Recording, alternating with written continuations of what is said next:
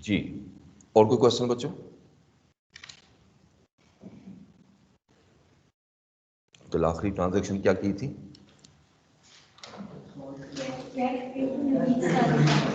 Naveed and sir, ठीक है। हो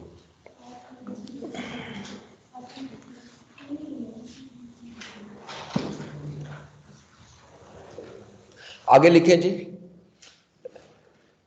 कैश रिसीव्ड फ्रॉम कस्टमर,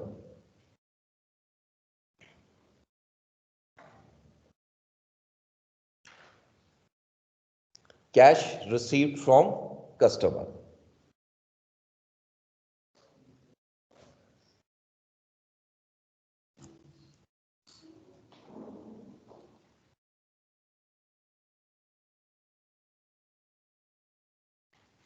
जी मैं शुरू करता हूं जी यहां से। ख्वाजा राफे, आप बताइएगा कि इसमें कौन से अकाउंट हेड्स आ रहे हैं?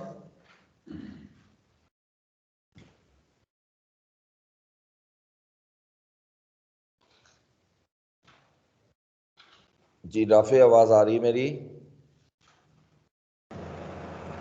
जी सर आ रही है। बताइए कौन सर से अकाउंट हेड्स हैं? जी एक कैश है सर, ठीक है, गुड। और एक सर अकाउंट रिसीवेबल। एक अकाउंट रिसीवेबल, गुड। अब इसमें दो हेड आ रहे हैं जी, एक कैश है और एक अकाउंट रिसीवेबल है। ठीक है, आज जरा थोड़ी सी माजरत के साथ मेरी टांग में ज़रा पेन है, क्योंकि मेरी एक्चुअली नी में ना वो सिस्ट है, और ज़रा डॉक्टर्स ने कहा कम चलना है, तो कल ज़रा पेन बहुत ज़्यादा थी, आज भी ज़रा है, तो इसलिए मैं ज़रा खड़ा कम होऊंगा आज, तो मजबूरी है। तो मेडिसिन ले रहा हूँ, दुआ करें सर्जरी की तरफ ना जाना पड़े, जान छूट जाए। तो इसमें दो हेड आ गए जी, ठीक हो गया, एक कैश और एक अकाउंट रिसीवेबल। जरा कैश की पहले डिस्कस कर लेते हैं जी। राफे, क्या है कैश? एलिमेंट क्या है? एसेट्स। एसेट है, ठीक है। और एसेट कैश जो है इंक्रीज हो रहा है बिजनेस में या डिक्रीज हो रहा है? इंक्रीज हो रहा है सर। इंक्रीज हो रहा है, ग्रेट। और increase in asset? Debit. Debit, ये बिल्कुल सही है। इसी तरह आप अकाउंट रिसीवेबल आइएगा, ये एलिमेंट क्या है? ये सर एसेट है। एसेट है। और यहाँ एसेट इंक्रीज हो रहा है या डिक्रीज? सर इंक्रीज हो रहा है। डिक्रीज हो रहा है। डिक्रीज हो रहा है सर। हाँ जी बिल्कुल सही है, बिल्कुल, क्योंकि जब आप कैश ले लेते हैं तो बैलेंस कम हो जाता है। जी कस्टमर से जब पैसे ले लेंगे तो उसका बैलेंस कम हो जाएगा, तो डिक्रीज हो रहा है। और decrease in asset? Credit. Credit, good, ठीक हो गया जी।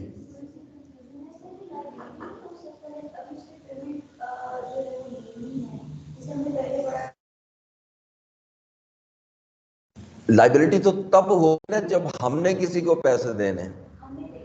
देखो हमने उसके लिए ये लाइबिलिटी जरूर है, इस पर्सन के लिए, कस्टमर के लिए, हमारे लिए लाइबिलिटी नहीं है। हमने तो अपने बिजनेस के पॉइंट ऑफ व्यू से देखना ना, तो हमारे लिए तो ये एसेट हुआ ना, हमने लेने हैं पैसे, ठीक है ना। हाँ, अगर मैं किसी से गुड्स खरीदता हूं और उसको पैसे देने हैं, वो लाइबिलिटी। हाँ जी, वो लाइबिलिटी, ठीक है जी। अच्छा, इससे आगे चलिए, अगली ट्रांजैक्शन लिखें। नंबर आपके पास होंगे, कौन सी ट्रांजैक्शन नंबर है? हाँ ठीक है, वो आप करते जाइएगा।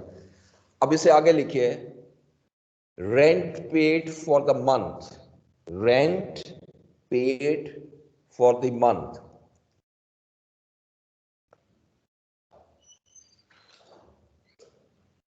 Rent paid for the month जी। आप बताइएगा, आपका क्या नाम है जी? जीशान जी, जीशान आप बताइएगा।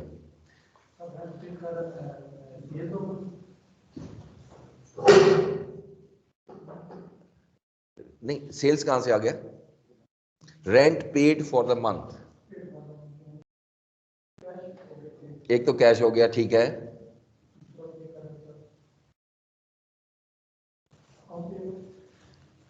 नहीं नहीं जी, दूसरा रेंट एक्सपेंस,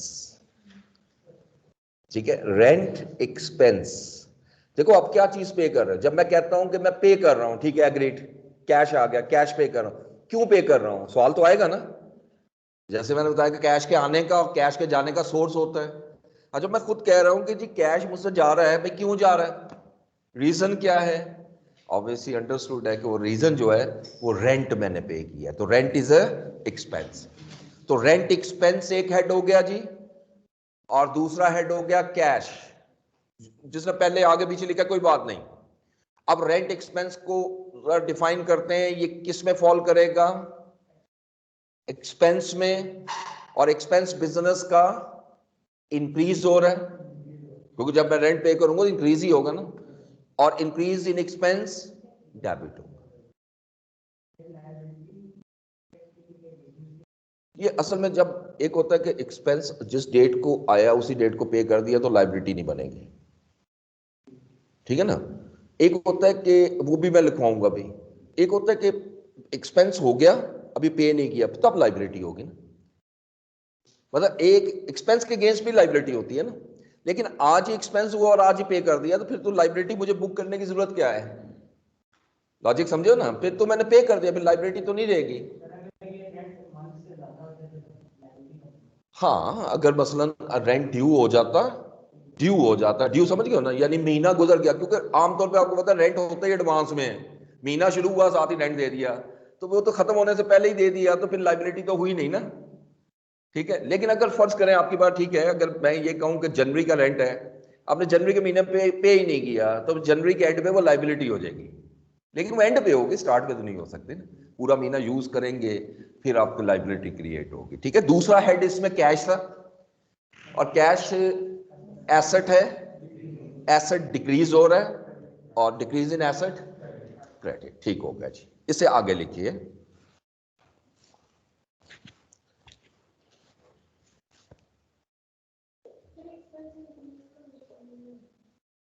एक्सपेंस वैसे नॉर्मली मैं आपको बता रहा हूं डिक्रीज होता ही नहीं है। कैसे? अब मुझे बताओ कैसे। जनवरी का महीना शुरू हुआ, बिजनेस ने शुरू किया, जनवरी के महीने का रेंट पे किया, ठीक है। जब आपका मंथ अभी अभी बिजनेस शुरू किया था तो उस वक्त एक्सपेंस कितना था? कह सकता हूं जीरो। एक महीने बाद मैं आपसे पूछता हूं कितना रेंट है, कितना एक्सपेंस है रेंट का, तो ये बात जितना भी पे किया, सपोज 10,000 पे किया, तो आप कहोगे ना 10,000 है, तो जीरो और 10,000 का डिफरेंस ले लो, इंक्रीज नहीं हो रहा। 2 महीने गुजरेंगे, आप क्या कहोगे, मैं कितना रेंट पे कर चुका हूं, तो फिर और इंक्रीज हो रहा है। रेंट जैसे जैसे एक्सपेंस पे होता जाता है ना, वो डिक्रीज तो हो ही नहीं सकता ना बाय नेचर। ये कैसे हो सकता है कि वो वापस कर दे, ठीक है। तो एक्सपेंस तो हमेशा इंक्रीज ही होता है, हमेशा इंक्रीज ही होता है। आगे जाके पढ़ेंगे कहाँ डिक्रीज होता है, एक दो जगह वो एडजस्टमेंट्स हैं, वो एडजस्टमेंट्स हैं, ठीक है, लेकिन वो नॉर्मली ये डिक्रीज नहीं होता। ठीक हो गया? आपके माइंड में पता क्या चल रहा था? कैश। आपके ये जो डिक्रीज का माइंड आ रहा है ना, इसको मैं मजाक में कहता हूँ तो फतूर, ये जो डिक्रीज का फतूर आता है ना हमारे दिमाग में, वो कहां से आता है? यार वो कैश जा रहा है मुझसे, कम हो रहा है। एग्रीड। मुझे पता है ना कि भाई सीखते हुए बच्चे क्या क्या सोचते हैं, ठीक है, इतना तो एक्सपीरियंस हमारा भी है। तो इसलिए आप ये ना देखो, देखो जिस वक्त आप कैश देख रहे हो कैश के पॉइंट ऑफ से देखो, जब रेंट देख रहे हो कैश ना देखो। बात समझोगे ना? फिर आप सिर्फ एक्सपेंस को देखो। ये लॉजिक हमेशा याद रखनी। एक अकाउंटिंग में मेरी बात को बांध लो, गिरा बांध लो। जिस चीज के बारे में सोच रहे हो ना, उसके ना राइट देखना है, ना लेफ्ट देखना है, ना फ्रंट देखना है, ना बैक देखना है, सिर्फ उसी को देखना है, ठीक है ना। समझ आ गया? जैसे लड़कियां देखते हो बाहर जाके, बिल्कुल उसी तरह देखना। अच्छा आगे चलो जी।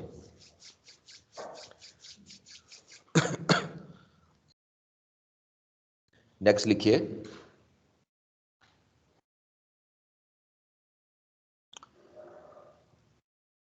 Bill of electricity for the month of March, कोई भी महीना लिख लें, received. Bill of electricity for the month of March is received. अब ये बड़े ध्यान से जवाब देना है जी। किरण आप बताइए, अकाउंट हेड्स कौन से हैं? किरण आवाज आ रही है?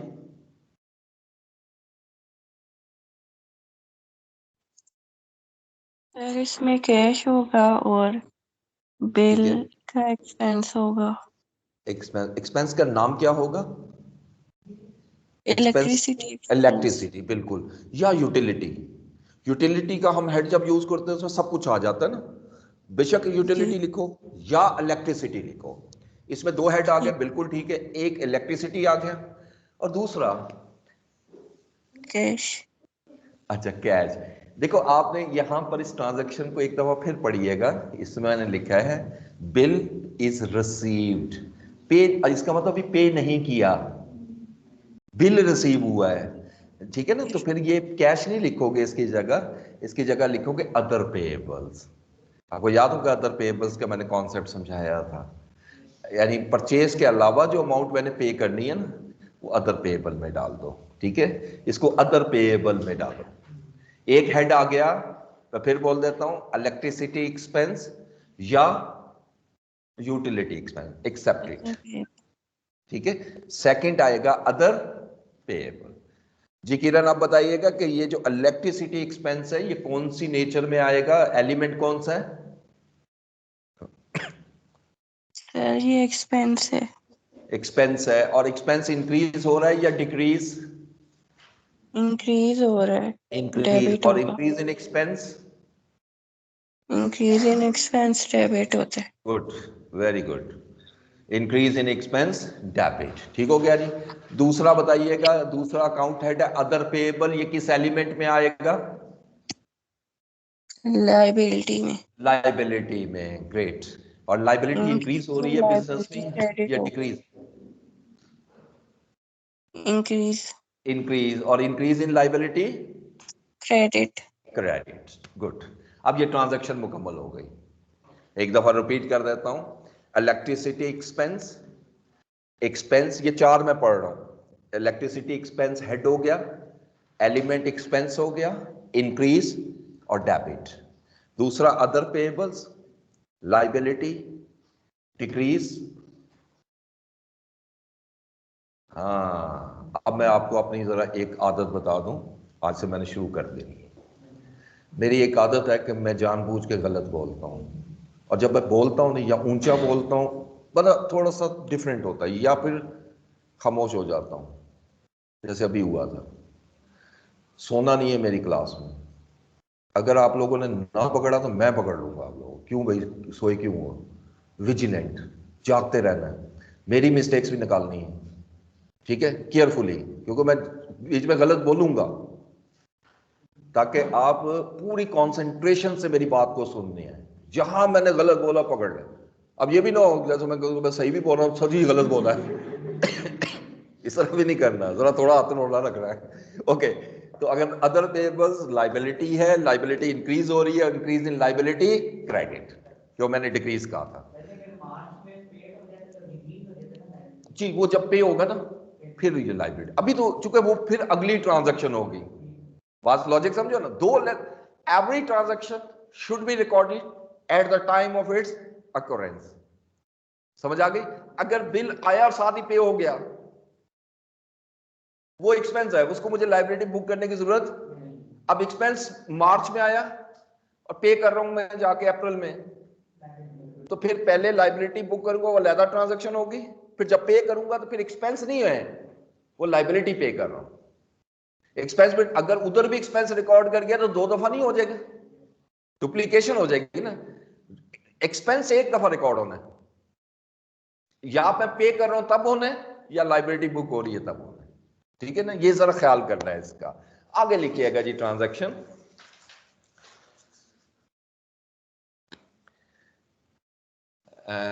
लिखें जी,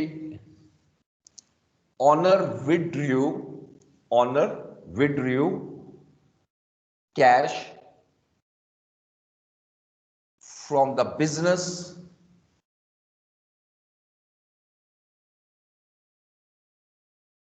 for personal use, जी बच्चे, आपका क्या नाम है? शारिया। बताइए शारिया, आप बताइए कि इसमें कौन से अकाउंट हेड्स हैं?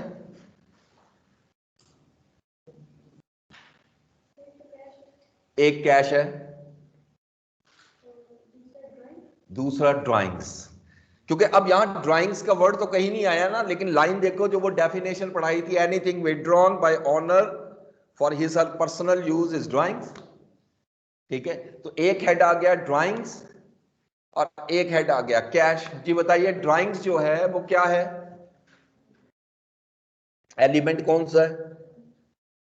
Honours equity. क्या ऑनर्स इक्विटी इंक्रीज हो रही है डिक्रीज? डिक्रीज। ये आपको याद होगा, मैंने उस वक्त भी बताया था जब 3 लिखे थे, कैपिटल, ड्राइंग्स और रिटेन्ड प्रॉफिट। और मैंने कहा था कि कैपिटल से ऑनर्स इक्विटी बढ़ती है, ड्राइंग से ऑनर्स इक्विटी कम होती है और रिटेन प्रॉफिट से भी इंक्रीज होती है। तो लिहाजा जब भी ड्राइंग आएगी ये ऑनर्स इक्विटी को बढ़ा ही नहीं सकती, ये तो विड्रॉ कर रहे हैं, तो ये कम करेगी, डिक्रीज इन ऑनर्स इक्विटी। और डिक्रीज इन ऑनर इक्विटी क्या होती है? डेबिट। डेबिट, घर जाके टेबल नहीं पड़ी, debit.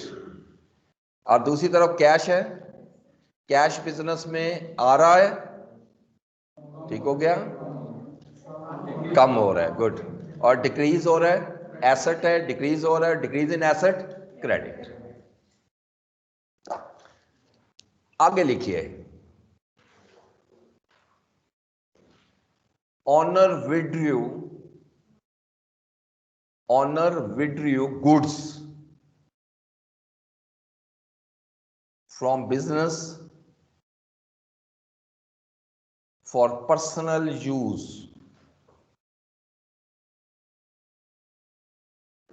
Honour withdrew goods from business for personal use। जी महानूर शाहिद, बताइए इसमें अकाउंट हेड कौन से? बड़ा ध्यान से, ये जरा थोड़ी सी ट्रिकी है। जी सर। सर इसमें एक हमारे पास ओके, ड्राइंग, ड्राइंग्स, ठीक हो गया। दूसरा कैपिटल। दूसरा कैपिटल, नहीं कैपिटल नहीं होगा, ठीक है, मैं आपको इसको एक्सप्लेन करता हूं। देखिए एक चीज तो लिख लो पहले से, ड्राइंग्स तो है ना, क्योंकि एनीथिंग विथड्रॉन, कैश का कहीं नहीं मैंने डेफिनेशन में वर्ड लिखवाया, मैंने लिखवाया था एनीथिंग विथड्रॉन। पहली ट्रांजैक्शन में कैश विथड्रॉ हो रहा है, वो भी ड्राइंग पर्सनल यूज के लिए, अब भी पर्सनल यूज के लिए, लेकिन अब कैश नहीं है, गुड्स हैं, तब भी है तो ड्राइंग्स ना। Anything withdrawn bye honour for personal use is drawing. Done हो गया, ओके। अच्छा अब आइएगा दूसरी चीज, ड्राइंग्स है, ड्राइंग्स ऑनर्स इक्विटी है, ऑनर्स इक्विटी डिक्रीज हो रही है और decrease in honour equity debit होगी। ये तो हो गया पहला हिस्सा। अच्छा अब दूसरे के लिए मैं थोड़ा सा एक्सप्लेन करता हूं।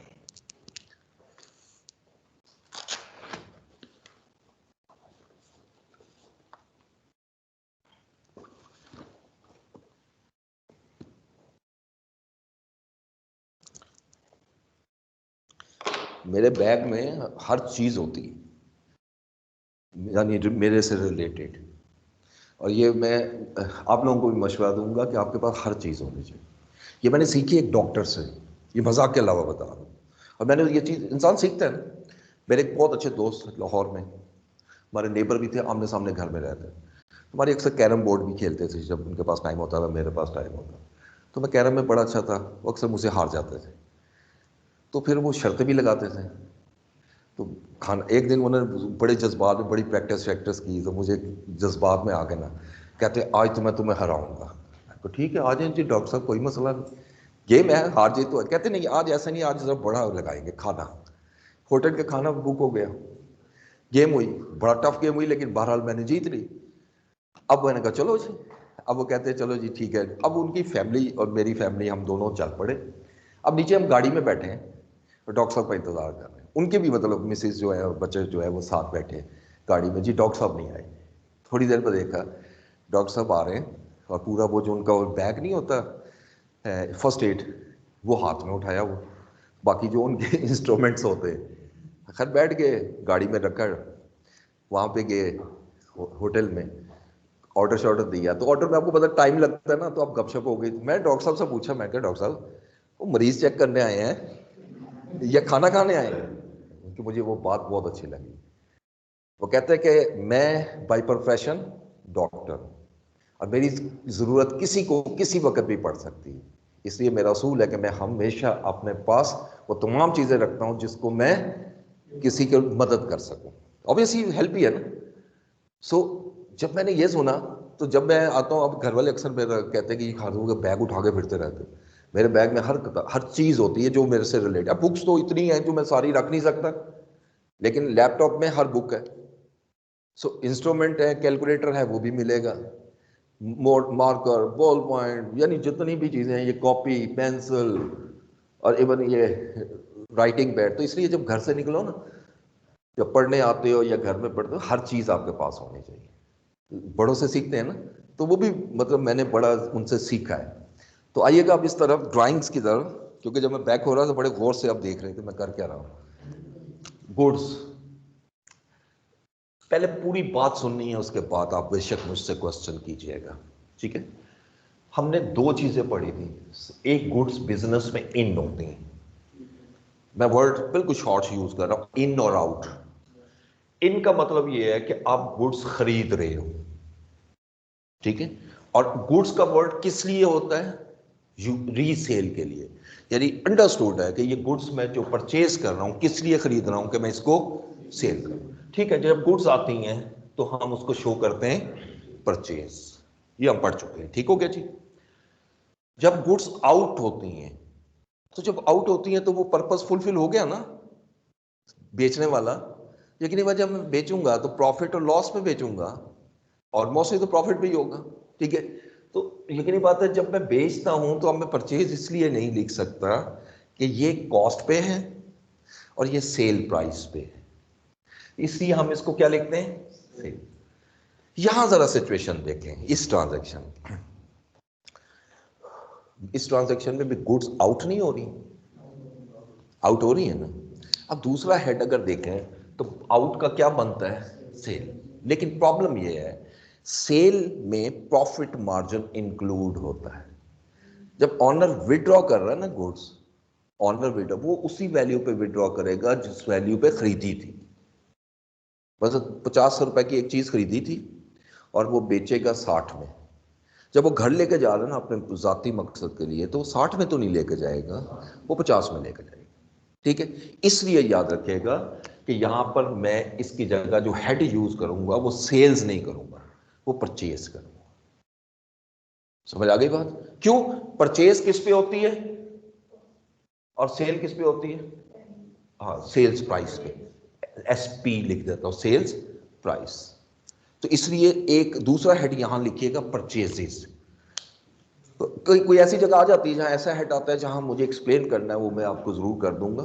तो एक यहां दूसरा हेड आएगा, परचेजेस। अच्छा, अब परचेजेस हमारा क्या है? एसेट। और एसेट इंक्रीज हो रहा है या डिक्रीज? परचेजेस को हम एसेट लेंगे, क्योंकि एक रिप्रेजेंट किसको कर रहा है? गुड्स को, ठीक है, कोई बात नहीं। हाँ, डिक्रीज हो रहा है एसेट, एसेट था और डिक्रीज हो रहा है, तो डिक्रीज इन एसेट क्या होगा? क्रेडिट। अब ड्राइंग्स डेबिट हो गई जो पहले पढ़ी है, और परचेजेस क्रेडिट। जी, परचेजेस की जगह आप स्टॉक भी लिख सकते हो, लेकिन वो आगे जाके हम पढ़ेंगे। दो सिस्टम होते हैं अकाउंटिंग में, एक परपेचुअल सिस्टम होता है और एक पीरियोडिक, वो सारा सीखेंगे आप। लेकिन अभी आप कोई भी यूज कर लो, स्टॉक भी गलत नहीं है, ये मैं बता रहा हूं। अगर आप परचेज की जगह स्टॉक भी लिखोगे कोई गलत नहीं करेगा, एग्जामिनर भी नहीं गलत करेगा। क्यों? क्योंकि दो सिस्टम होते हैं, एक सिस्टम के थ्रू हम परचेज रिकॉर्ड करते हैं, एक सिस्टम के थ्रू हम स्टॉक रिकॉर्ड करते हैं, तो इसलिए कोई फर्क नहीं पड़ता। लेकिन मैं शुरू में कहता हूं परचेज ही यूज करो तो ज्यादा बेहतर। एक एक यूनिफॉर्म रखो ना, यूनिफॉर्म। आगे जब सीखोगे खुद ही समझ आ जाएगी, फिर आपको भी पता होगा मैं रिप्लेस कर सकता हूं, ठीक है। क्या चीज? स्टॉक डिक्रीज कैसे हो रहा है? जा रहा है ना बिजनेस से। हाँ, आपने किसके पॉइंट ऑफ व्यू से सोचना है? एंटिटी कॉन्सेप्ट, उसको नहीं भूलना आपने। यानी every transaction must be recorded from the point of view of business, not businessman. हाँ, अगर बिजनेसमैन के पॉइंट ऑफ व्यू से देखो उल्टे नजर आएगा, वो तो इंक्रीज हो रहा है, ठीक है। तो आपने सिर्फ बिजनेस के पॉइंट ऑफ व्यू से, बिजनेस हालांकि उसी का बिजनेस है, हमने एंटिटी कॉन्सेप्ट में क्या पढ़ा था कि सिर्फ बिजनेस के पॉइंट ऑफ व्यू से देखें। ठीक आ गई समझ, मेरी बात आ गई? ठीक हो गया जी। अच्छा जी, आगे चलें क्या? अच्छा, आगे जाने से पहले एक बड़ी इंपॉर्टेंट मैंने आपसे शेयर करनी है एक और चीज। आपकी एक क्लास जो है ना वो 3 से 4 भी है, मंडे से 2 क्लासें।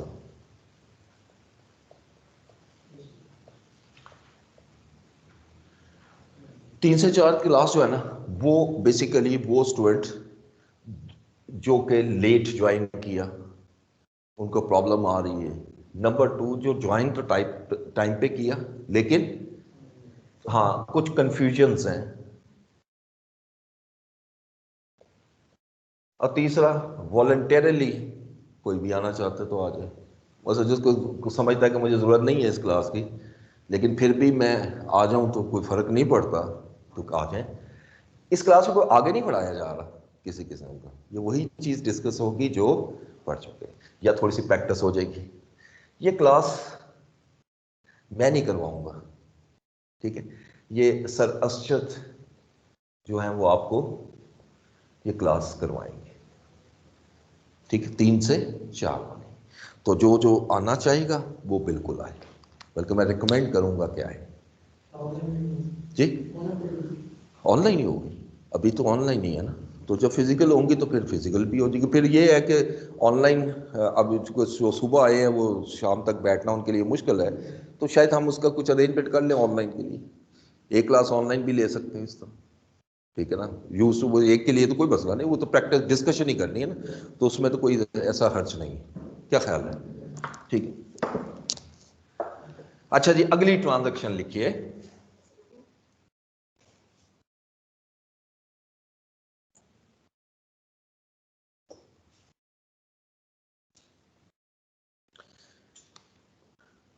Goods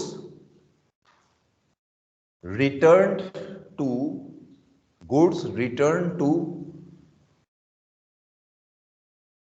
supplier, goods returned to supplier। Sir अब मैं किसी का नाम नहीं ले रहा, ओपन है, सारे बोलो जो भी आइडिया है। अकाउंट हेड कौन से हैं? सर एक तो परचेज रिटर्न, एक अकाउंट्स पेएबल जी, ठीक है जी। अक्सा क्या बोल रहे हो आप? दूसरा परचेजेस रिटर्न, ये दूसरा हेड जो है वो नेचुरली, अब जरा इसको फॉलो करें, जब गुड्स आउट हो रही है, इस प्रिंसिपल को नहीं छोड़ना आपने। जब गुड आउट हो रही है तो सेल होना चाहिए, लेकिन सेल तब होती है जब सेल, तो जब मैं वापस करूंगा गुड्स तो उसी वैल्यू पे वापस करूंगा ना। अक्सर होता है बिजनेस में, खरीदी हुई चीज है खराब निकल आई या आपने पैसे से कहा यार ये वापस ले लो, तो अक्सर होता है बिजनेस में, it's a part of business. तो लिहाजा ये कॉस्ट में जा रही है, जो कॉस्ट में जाएगी तो क्रेडिट किसे करोगे? ऑब्वियसली क्रेडिट तो छोड़ दो, बाद में डिसाइड होगा, यानी हेड परचेज बनता है। लेकिन इसके साथ हम रिटर्न्स लगा देते हैं ताकि ये पता लगाए, ये हमें, क्योंकि अकाउंटिंग इंफॉर्मेशन भी तो जनरेट करनी है ना। अगर मैं सिर्फ परचेज यूज करूंगा तो सीधा परचेज से माइनस हो जाएगा। अगर मैं परचेज रिटर्न रखता हूं तो अलहदा नजर आएगी कि इतनी परचेज की थी, इतनी रिटर्न हुई, तो ज्यादा बेहतर इंफॉर्मेशन होगी कि नहीं। अगर मतलब साल के एंड पे मैं एक ही हेड यूज करूं परचेज, तो सारी परचेज में तो परचेज रिटर्न होके एक वैल्यू निकलेगी ना। लेकिन अगर मैं परचेज को अलहदा रखूं और परचेज रिटर्न को अलहदा रखूं, तब भी माइनस तो अल्टीमेटली होनी है, लेकिन कम से कम 2 अकाउंट नजर तो आएंगे ना, और ज्यादा बेहतर इंफॉर्मेशन नहीं मिल रही मुझे, ठीक है ना। इसलिए इसके लिए हम हेड में परचेज नहीं लिखते, परचेज के साथ परचेज रिटर्न लिखते हैं। परचेज रिटर्न, परचेज रिटर्न का एक और नाम भी होता है, ये भी एग्जामिनर यूज करता है, इसको हम रिटर्न आउटवर्ड भी कहते हैं। Return outwards, outwards, return outward का मतलब भी यही है, परचेज रिटर्न, ठीक है। तो एक हेड आ गया परचेज रिटर्न और एक हेड आ गया अकाउंट्स पेएबल। अकाउंट्स पेएबल की तरफ आता हूं, accounts payable is a liability, agreed. Liability business में डिक्रीज हो रही है, डिक्रीज हो रही है। कैसे डिक्रीज हो रही है कि मैं खरीदा हुआ माल वापस जब करूंगा तो पैसे नहीं दूंगा ना, लाइबिलिटी कम होगी। मिसाल के तौर पे 50,000 का स्टॉक मैंने पहले खरीदा था, पहले खरीदा तो अब वापस कर रहा हूं ना, बगैर खरीदे मैं वापस कैसे कर सकता हूं? लॉजिक देखो ना, मैंने एक चीज वापस करनी है एक सप्लायर को, तो पहले उसे खरीदी होगी तो वापस करो। किसी और की चीज मैं उस सप्लायर को वापस कर सकता हूं? वो तो कभी भी नहीं लेगा। उसी को वापस की जाती है ना जिससे खरीदी होती है। तो इसका मतलब मैं 50,000 का स्टॉक खरीद रहा हूं, खरीद चुका हूं, मैं 5,000 का वापस कर रहा हूं, तो इसका मतलब पहले मैंने उसको कितने पैसे देने थे? 50,000। अच्छा, मैं 5,000 का स्टॉक वापस कर रहा हूं, तो बताओ मैं कितने पैसे दूंगा? 45। तो कम ही हो रहा है ना लाइबिलिटी। तो ये डिक्रीज इन लाइबिलिटी है, और डिक्रीज इन लाइबिलिटी क्या होगी? डेबिट। आगे समझ बात? आगे चलिए, दूसरा हेड मैंने कहा था परचेज रिटर्न। अब ये नाम मुख्तलिफ ले रहे हैं, असल में तो बैक एंड पे एक ही चीज है ना, गुड्स एसेट। और एसेट यहां पे इंक्रीज हो रहा है, डिक्रीज? डिक्रीज। डिक्रीज हो रहा है, गुड। और डिक्रीज इन एसेट? क्रेडिट। अब देख लो, एक डेबिट हो गया और एक क्रेडिट। इसी तरह एक एंट्री और लिखो, goods return by customer. Goods return by customer. अब बताइए कौन से हेड बनेंगे? अकाउंट्स रिसीवेबल और सेल्स रिटर्न। Sales return.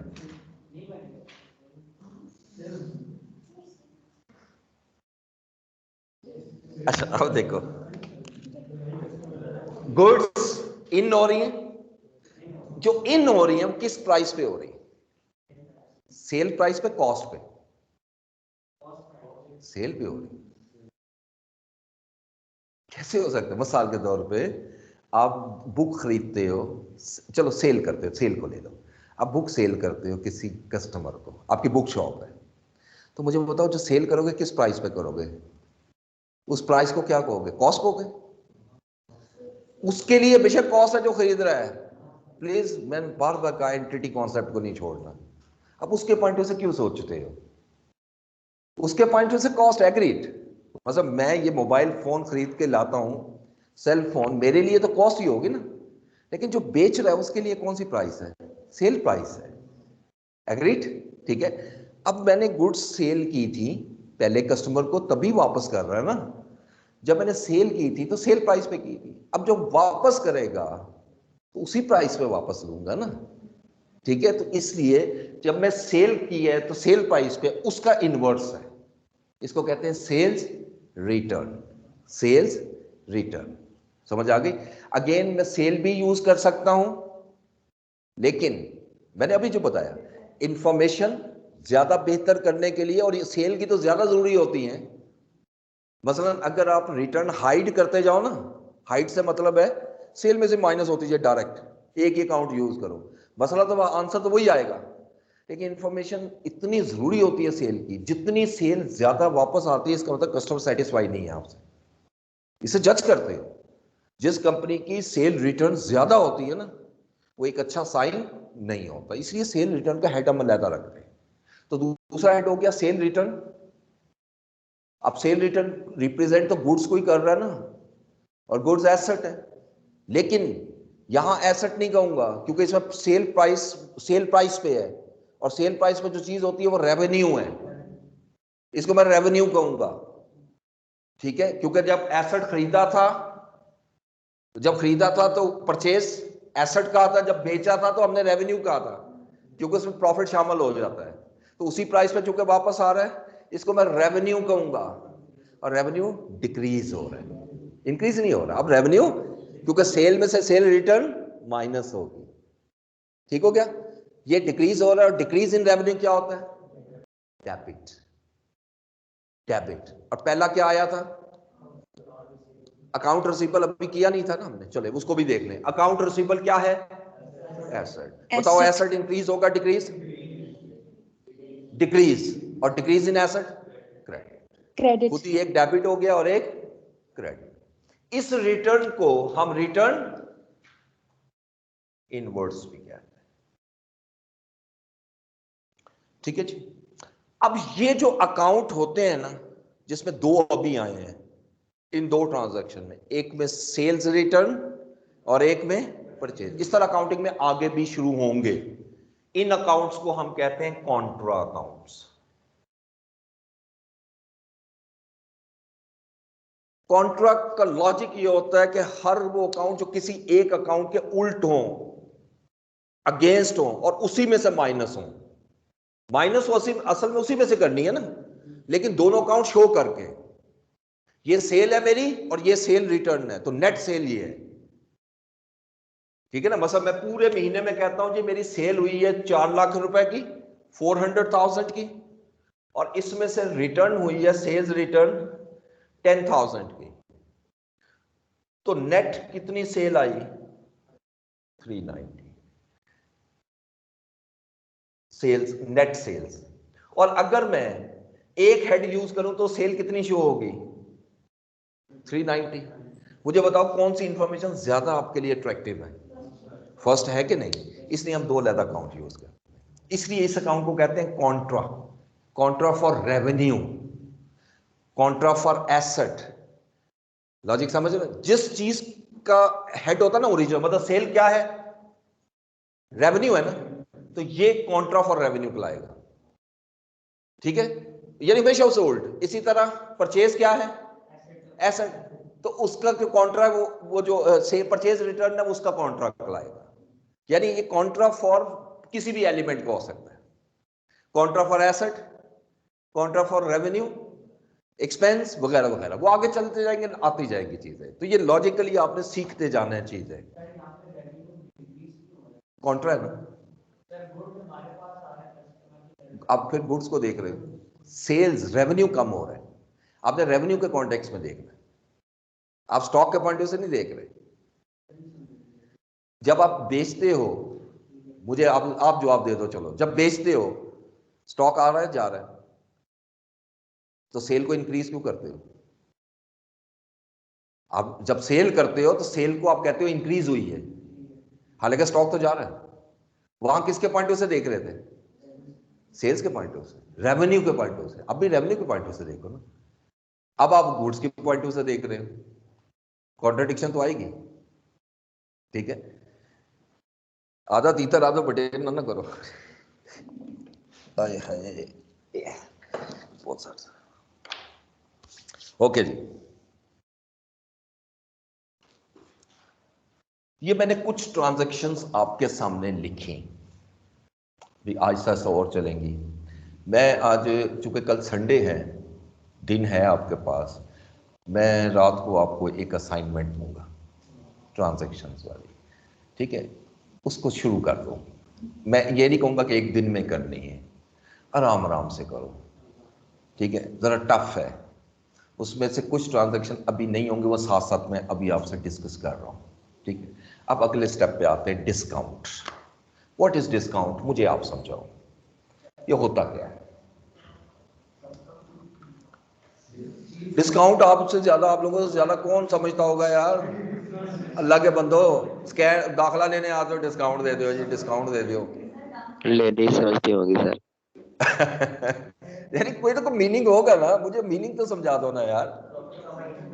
ये कंसेशन लिखो, इसके जरा proper definition. Reduction in the gross amount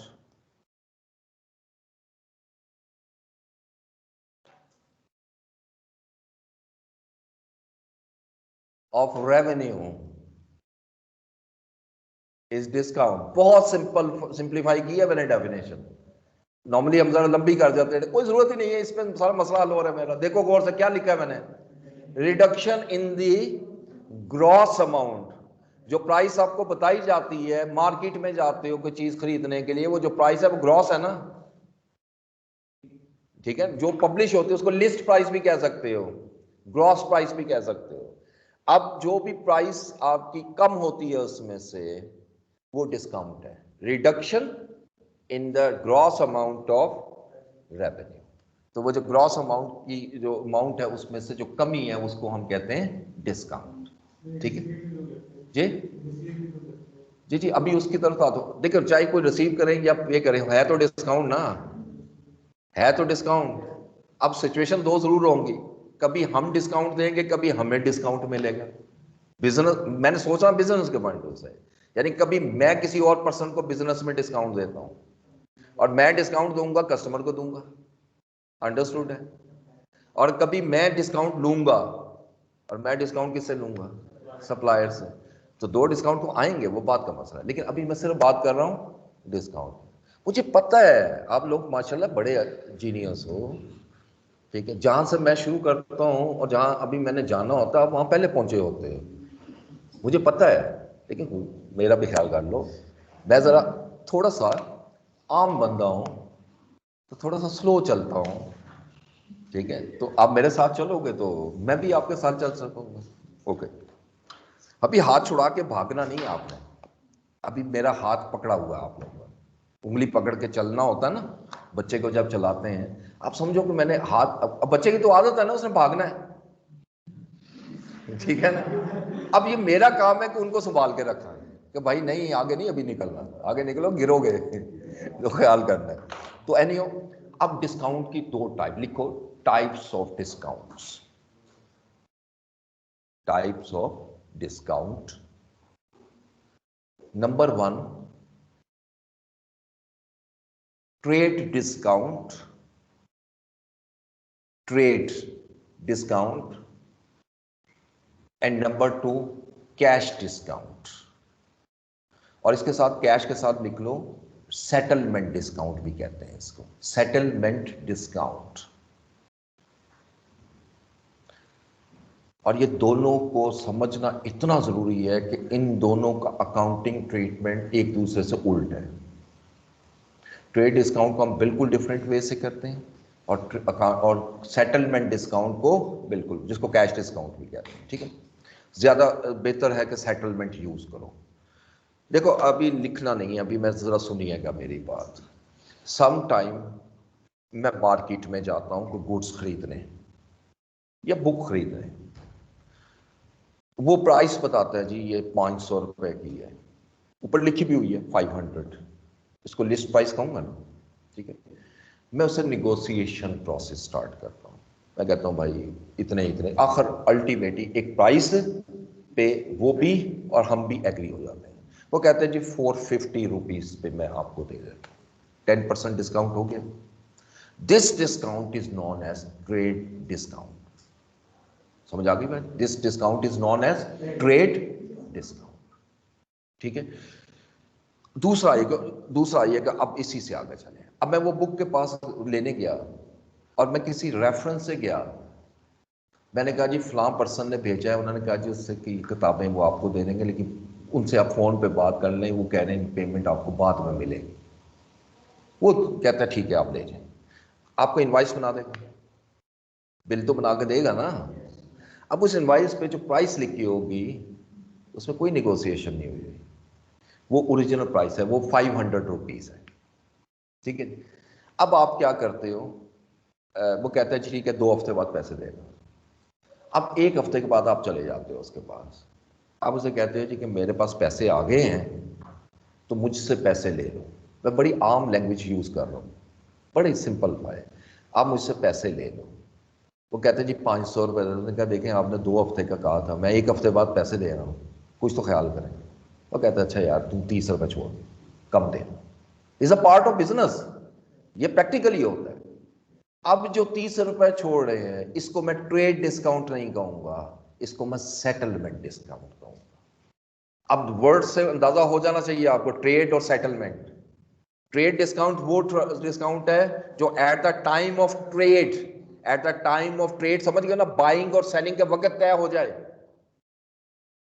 समझ आ गई, उसको हम क्या नाम देंगे, ट्रेड डिस्काउंट। और ऐसा डिस्काउंट जो बाइंग और सेलिंग के वक्त डिसाइड नहीं हुआ, बल्कि सेटलमेंट के वक्त डिस्काउंट हुआ, जब पेमेंट करने लगे उस वक्त फैसला हुआ चल यार इतने कम देते हैं, is a part of business. उस डिस्काउंट को हम कहते हैं सेटलमेंट डिस्काउंट। आगे समझ बात? अब एक एक लाइन लिख लो दोनों की, नोट्स बन जाते हैं ना, अच्छा होता है।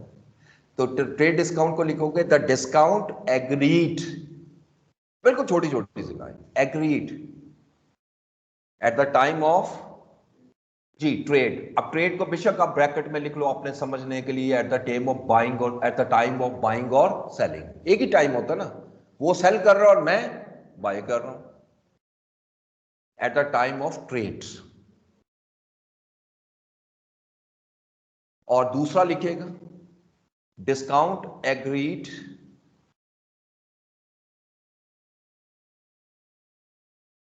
Between parties eight the time of settlement of account, या सेकंड सेटलमेंट ऑफ बिल, कुछ भी लिख लो, इवन सेटलमेंट भी लिख लो तो समझ में आ जाएगा। ठीक है जी।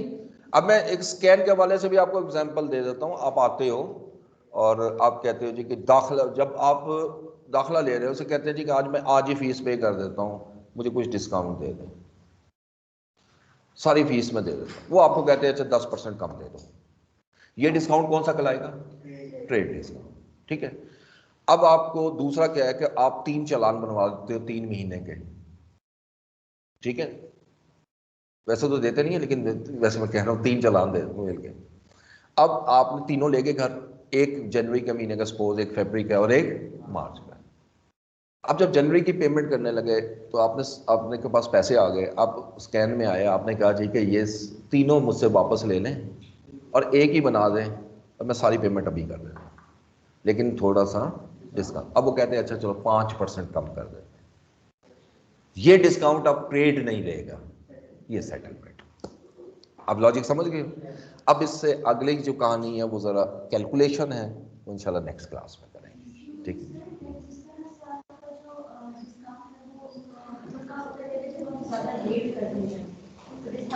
हाँ जी, बल्कि ये समझ लो खत्म हो जाता है डिस्काउंट।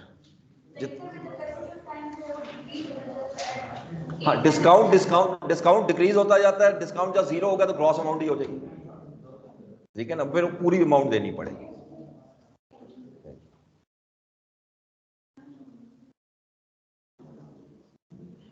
चले जी, ये मैंने आपके अटेंडेंस डाउनलोड कर ली है। अब जो यहां बैठे हैं